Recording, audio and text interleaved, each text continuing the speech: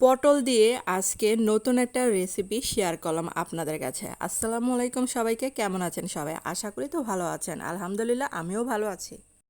আজকে যেহেতু এটা আমি প্রথম বানাচ্ছি, তার জন্য এটা আমার কাছে একদম নতুন। আর ভিডিওর শুরুতে অবশ্যই একটা লাইক দিয়ে দেখা শুরু করবেন। আর আমার চ্যানেলে যদি আপনারা নতুন বন্ধু হয়ে থাকেন, চ্যানেলটাকে সাবস্ক্রাইব করে পাশে থাকার অনুরোধ রইল। আমি কিন্তু পটলটাকে যেরকম সিদ্ধ করে একদম পানি শুকিয়ে নিয়েছি। আর ওই দিক দিয়ে আবার পটলটাকে ঠান্ডা হতে দিলাম। তারপর এখানে যে সরিষার তেলের মধ্যে কয়েকটা শুকনা মরিচ ভেজে নিচ্ছে।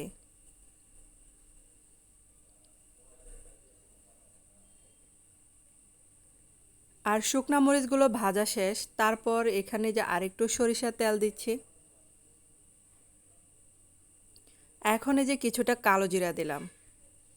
তারপর পেঁয়াজ কুচি আর অল্প দিলাম, মানে একটা হবে রসুন কুচি দিয়েছি। আর রসুন কুচিটা আপনার খেতে না চাইলে এটা নাও দিতে পারেন।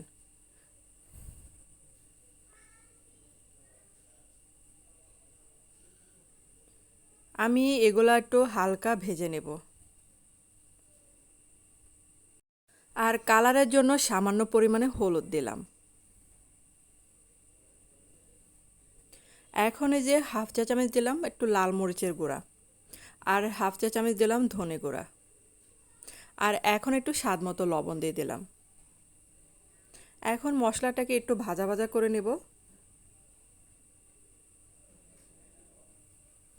তারপর একটু মশলাটা মানে যাতে পুড়ে না যায় তার জন্য অল্প পরিমাণে একটু পানি দিচ্ছি। আর এই যে আমি পটলটাকে ছেঁচুনি দিয়ে গরম অবস্থায় একটু ছেঁচে নিয়েছিলাম। আপনারা চাইলে ঠান্ডা করে হাত দিয়ে ভালো করে চটকে নিতে পারেন। এখন এটা পানিটা যে পর্যন্ত না শুকাবে সে পর্যন্তই কিন্তু আমি নাড়তে থাকবো এটা।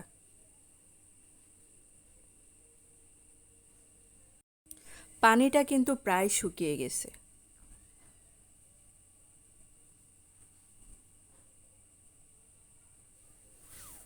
তো এটা কিন্তু হয়ে গেল, আমি কিন্তু এটা নামিয়ে ফেলছি।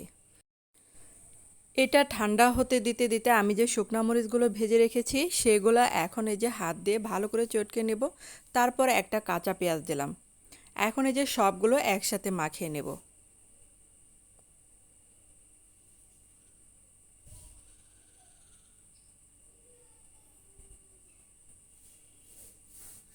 তারপর এই যে ভর্তাটা কমপ্লিট হয়ে গেল।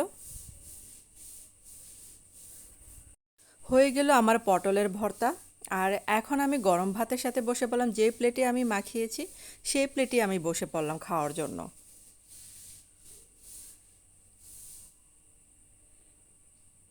তো গরম গরম ভাতের সাথে খেতে কিন্তু দারুণ লেগেছিল। ধন্যবাদ সবাইকে এতক্ষণ আমার ভিডিওটা দেখার জন্য।